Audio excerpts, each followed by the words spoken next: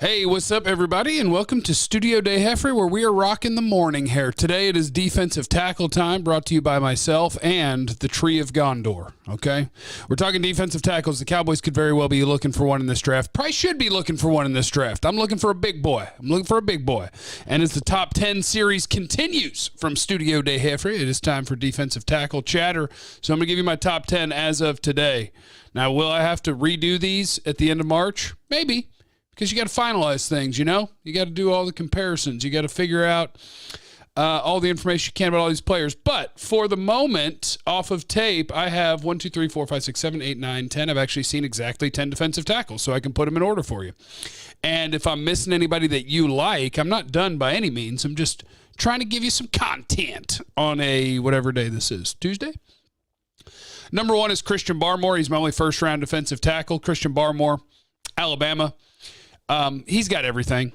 He's young. He's not consistently dominant, but you look at the last 2 or 3 weeks of the season against the best competition, and he played his best football. Christian Barmore has the power. He's got the agility. He's got the get-off. He's got everything you want to be able to be a good run player and a good pass rusher in the NFL. So Christian Barmore, I have a cheater grade on, the 1-2, but that means that I would pick him somewhere in the teens or 20s. And Christian Barmore, Alabama, to me, he's clearly the best defensive tackle. It's easy. Now, next, I got 3 guys that I have second-round grades on. And my second D tackle in this class is a lot of people's like 8th D tackle, and that's okay.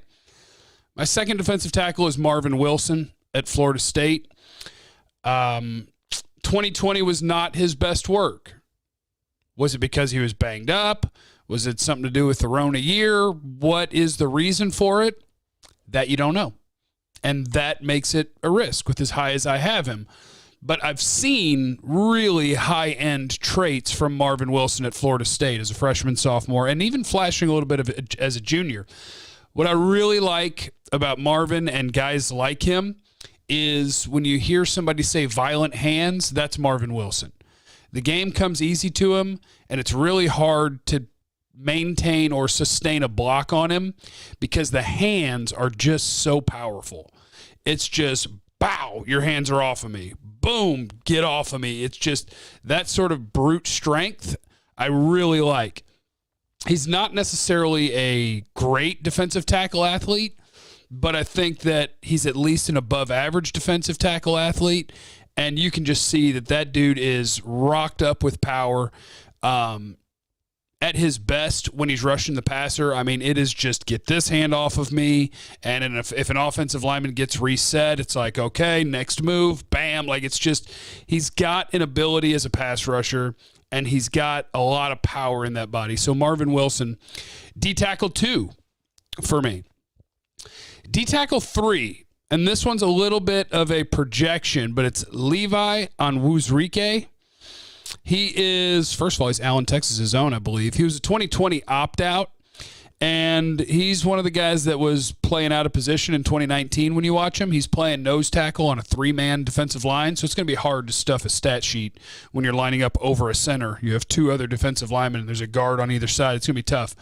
But what you see from him is he is the fluid, quick, kind of speedy, shooting gaps, so you can project that Levi Onwuzurike is the guy that could be a really good pass rusher from the defensive tackle spot out of this group. He's an active and a good run defender against single blockers, gets overwhelmed by doubles, but again, he can redirect, change direction, shoot gaps. He just kind of works his way in the run game. He can hold ground and control and track versus single blockers, not versus doubles. So he's, again, 3 technique, guy that lines up over a guard and tries to win one-on-one into the backfield. Onwuzurike, defensive tackle number 3 at the moment. Final second-round grade, Alim McNeill, NC State. He's listed at 6'2", 230, and I got to tell you, I like him a lot. Once again, this is a guy that at NC State, he's lining up directly over the center, and he's really easy to like because on tape it's just consistent. At the snap of the ball, just bop, and he just grabs the center, controls him, puts him wherever he wants him, and moves on with his day. So you can see that he can control blockers. I think the one thing to me that he needs to work on is an awareness of what's happening outside of directly in front of him, because I see him get caught off guard from by double teams from both directions. But he's your big butt, stout anchor, but also some really good initial quickness with his feet for a guy that's 320 pounds. So one technique plus, potentially. Guy that can be really dependent in the run game and also offer you a little bit as a pass rusher. Alim McNeil, NC State, D-tackle number 4. D-tackle number 5, I watched last night. Let me see. Did I transfer the notes from one place to the other? It's the USC defensive tackle that people don't talk about as much. Not Jay Tufele. It is his teammate whose last name is Tui Pulotu. He is he's like Marvin Wilson, really. That's the thing that I really, really like. Because, again, I'm going to use the same term because it's true for him just like it was for Marvin Wilson. Heavy-handed. It's just, no, you're not going to block me. Next guy, pow, you're not going to block me. When he jolts a guy that's kind of trying to cut him off, he'll send a guy flying. He is a heavy-handed dude. I don't think he's quite as naturally powerful all the way through his body as Marvin Wilson. He's not going to bull rush you down the middle and walk you back to a quarterback like Marvin Wilson can. But you're talking about in the run game, a guy that can get free and is really tough to block and is going to move people around and is going to make plays in the run game. Tui Pulotu. Excuse me. Tui Pulotu. I'll learn to say it. I sure will. He is top of the 3rd round guy for me, and that's probably higher than I've seen him anywhere else, but I don't care, because what do we do around here? We trust the tape. Next, Ohio State's Tommy Tagai. He also played really well in the playoffs, and I can compare him to the guy right before him. Tui Pulotu is harder to maintain a block on because, again, heavy-handed. Tagai, I think, is overall a little bit more agile and a little bit more able to sustain power in his lower body and continue working through a guy once he's already blocked. So one is get off of me guy, and one is I can keep working through this guy. And I may have him in the wrong order. That's something that I'll have to work at. But my 3rd round group is a bunch of guys who should be good run stoppers in the NFL. Tagai is my 1, 2, 3, 4, 5. That's D-tackle number 6. D-tackle number 7 is LSU's Tyler Shelvin. He's a mountain. He's like 350 pounds. He doesn't move like either one of the guys in front of him that I'm talking about stopping the run. What Tyler Shelvin does is he don't move. So if you're the Cowboys and your goal is just, hey, how can I get my linebackers playing better? Can I find somebody that can clog things up there? Tyler Shelvin will clog things up. He's a freaking mountain. That's what he is. He will offer no pass rush. But if you want an anchor in the run game, Tyler Shelvin's got you covered. That is D-tackle number 7. D-tackle number 8. We're now into the 4th round. Let me get my notes pulled up. Jay Tufele, D-tackle, USC, 305 pounds, opt-out. Got pretty good agility at his size. Active dude. Plays hot. That means plays hard. He kind of beats offensive linemen side to side, but he doesn't have the anchor. He's going to get moved around. So he's a guy that plays the 3 technique. He can kind of redirect. He can slip blocks. He'll make plays in the run game when he's able to avoid or slip off a block, but he's going to get moved a lot. It's the agility that gives him a chance to have something as a pass rusher and gives him a chance to make plays in the run game. But on my D tackles, I would like you to be able to hold your ground better than Tufele can.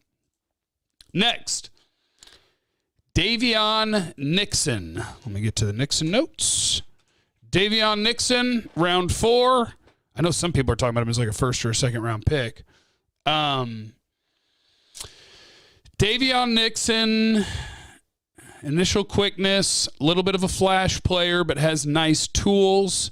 Has some awareness when he's unblocked. He'll realize that something's up and realize where the next block is going to come from. He's a pretty smooth mover for over 300 pounds. He runs and he stops well, can't stand up to double teams, won't overpower blockers, but active, works down the line to escape them, doesn't shed blocks, but will athlete his way to splitting double teams, lacks the great first step of a 3 technique, lacks the anchor of a 1 technique, and then at the end I just put, he's interesting. Can't shed. The anchor's there at times, but can't shed. Davion Nixon. And defensive tackle number 10 is Jalen Twyman. And Jalen Twyman is an opt-out from Pitt. He didn't play in 2020.